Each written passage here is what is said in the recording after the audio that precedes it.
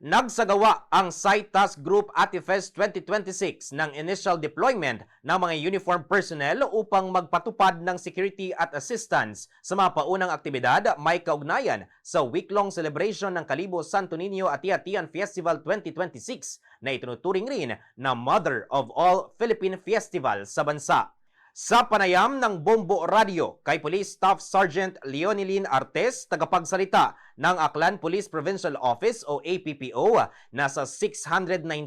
na mga uniform personnel na kinabibilangan ng mga tauhan mula sa Philippine National Police, Bureau of Fire Protection, PNP Aviation Security Group, Hukbong Katihan ng Pilipinas, Bantay Laya at iba pa ang initial na i-deploy sa mga strategic areas at maging sa festival zone. Ang send-off ceremony ay pinangunahan ni Police Colonel Arnel Ramos, Aklan Police Provincial Office Provincial Director at ni Kalibo Mayor Judy Sucro, gayon din ni Reverend Father John Jerome Velarde na nanguna sa blessing ceremony. Ayon pa kay Police Staff Sergeant Artes, magkakaroon ng dagdag na augmentation forces mula sa Police Regional Office 6 na aabot ng nasa 1,600 uniform PNP personnel sa araw ng Lunes, January 12, 2026. Sa kabuuan ay aabot sa humigit kumulang 3,000 kabilang ang iba pang force multipliers ang mahigpit na magpapatupad ng police presence, crowd control, traffic management at mabilis na response measures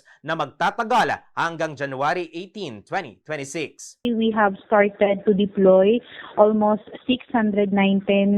personnel for the initial deployment for the Kalibo Senior Santo Niño Ati-Atian Festival, and for January 12, we will be expecting another augmentation force to supplement yung 2,400 na total natin na security forces for the said festival.